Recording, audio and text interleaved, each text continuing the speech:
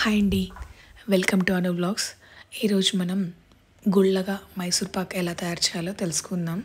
చాలామందికి మైసూర్ పాక్ అనగానే వామ్మో చాలా lengthy process, time taking process, మనం చేయగలుగుతామా అనిపిస్తుంది. కానీ నేను చెప్పే టిప్స్ అండ్ ట్రిక్స్తో చాలా ఈజీగా ఇంట్లోనే బయట షాప్స్లో దొరికే టేస్ట్తో చాలా ఈజీగా చేసుకోవచ్చు. ముందుగా ఒక కప్పు దాకా శనగపిండిని తీసుకోవాలి.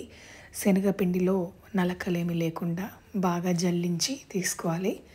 ఒక పావు స్పూన్ దాకా బేకింగ్ సోడా ఆర్ వంట సోడా ఏదైనా యాడ్ చేసి పిండి మొత్తాన్ని బాగా కలపాలి. తర్వాత ఒక 2 కప్పుల దాకా ఆయిల్ని యూస్ చేసుకోవాలి. లేదంటే ఒక కప్పు ఆయిల్ ఆర్ ఒక కప్పు నెయ్యి కూడా యూస్ చేసుకోవచ్చు. నెయ్యి యూస్ చేస్తే మన మైసూర్ పాకు చాలా స్మూత్ అండ్ సాఫ్ట్గా వస్తుంది. ఆయిల్ని అలాగే మరుగుతూ ఉండగానే ఇంకో స్టవ్ మీద బాండి పెట్టుకొని 2 కప్పుల దాకా షుగర్ని యాడ్ చేసుకొని 3/4 కప్స్ వాటర్ని యాడ్ చేయాలి. వాటర్ కరిగి పాకం అనేది చిక్కబడాలి. మరీ ముదురు పాకం వరకు అవసరం లేదండి. ఒకవేళ మైసూర్ పాకు గట్టిగా కావాలనుకున్న వాళ్ళు ముదురు పాకం వరకు ట్రై చేయొచ్చు. లేదంటే తీగ పాకం, సన్నని తీగ పాకం వచ్చినా సరిపోతుంది. ఆ విధంగా పాకం రెడీ అయిన తర్వాత ముందుగా మనం బేకింగ్ పౌడర్ యాడ్ చేసి పెట్టుకున్నటువంటి శనగపిండి మిశ్రమాన్ని కూడా పాకంలో వేసి నెమ్మదిగా కలుపుతూ ఉండాలి. ఇక్కడ ఇంకో టిప్, మైసూర్ పాకు చాలా టేస్టీగా ఉండడం కోసం శనగపిండి క్వాలిటీ కూడా చాలా బాగుండాలి.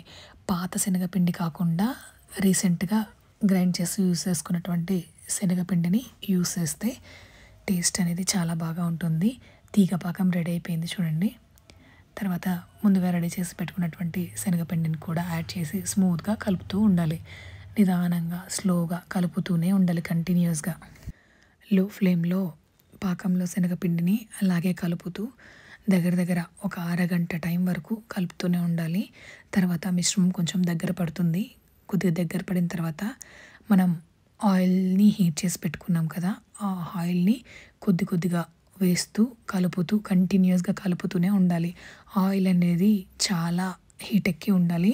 స్టవ్ ఆఫ్ చేయకుండా ఆన్లోనే ఉంచి ఆయిల్ అనేది కాగుతూనే ఉండాలి.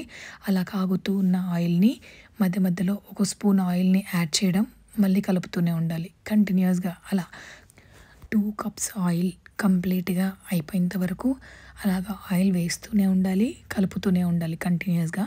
ఎక్కడ కూడా స్టాప్ చేయకూడదు, కలుపుతూనే ఉండాలి.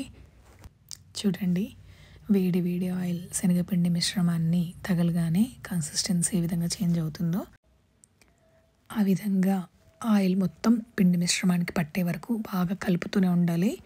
మన మైసూర్ పాక్ రెసిపీ సీక్రెట్ అంతా ఈ ఆయిల్ కలపడంలోనే ఉందండి. ఆయిల్ అనేది చాలా హీట్గా ఉంటేనే మైసూర్ పాక్ టేస్ట్ కూడా చాలా బాగుంటుంది. కాబట్టి చాలా హీట్ ఉన్న ఆయిల్ని అలా వేస్తూనే ఉండాలి, కలుపుతూనే ఉండాలి కంటిన్యూస్గా. ఎక్కడ కూడా స్టాప్ చేయడం ఉండొద్దండి. ఇప్పటికి సగం ఆయిల్ కంప్లీట్ అయిందండి. ఇంకో 1 కప్పు దాకా ఆయిల్ ఉంది. ఆ 1 కప్ ఆయిల్ కూడా అయిపోయేంత వరకు కంటిన్యూస్గా ఆయిల్ వేస్తూనే ఉండాలి, కలుపుతూనే ఉండాలి. ఆల్మోస్ట్ ఆయిల్ కంప్లీట్ అయ్యే స్టేజ్కి వచ్చే వరకు మన మైసూర్ పాక్ క్వాంటిటీ కూడా డబుల్ అవుతుందండి.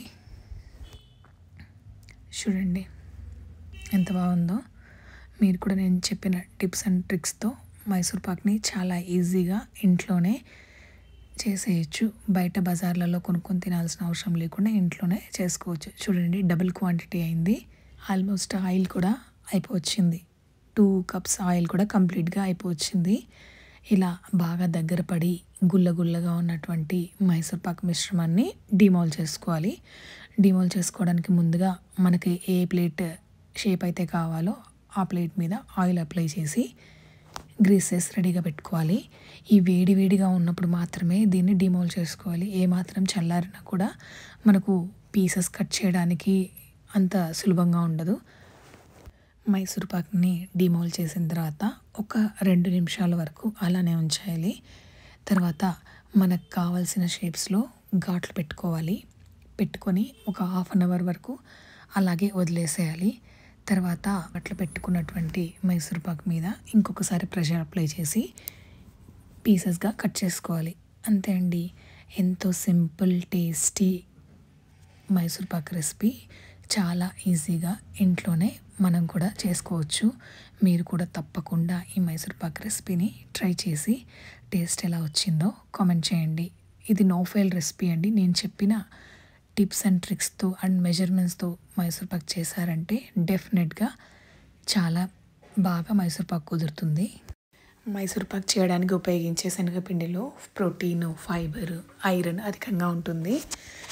ఫైబర్ ఎక్కువగా ఉండటం వల్ల డైజెషన్ అనేది చాలా బాగా జరుగుతుంది. ఇంకా నెయ్యి యూస్ చేసాం కాబట్టి స్కిన్కి చాలా మంచిది. ఇన్స్టంట్ ఎనర్జీ ఇవ్వడంలో మన మైసూర్ పాక్ అనేది చాలా బాగా ఉపయోగపడుతుంది. తిన్నాక ఒక ఫీల్ గుడ్ హార్మోన్స్ అనేవి రిలీజ్ అవుతాయి కాబట్టి ఎంచక్కా మన మైసూర్ పాక్ని టేస్ట్ చేస్తూ ఎంజాయ్ చేయొచ్చు. ఈ నో ఫెయిల్ మైసూర్ పాక్స్ రెసిపీని తప్పకుండా ట్రై చేసి టేస్ట్ ఎలా వచ్చిందో కామెంట్ చేయండి. వీడియో నచ్చితే ఒక లైక్ చేయండి. మీ ఫ్రెండ్స్ అండ్ ఫ్యామిలీ మెంబర్స్తో షేర్ చేసుకోవడం మాత్రం మర్చిపోవద్దు. Thank you.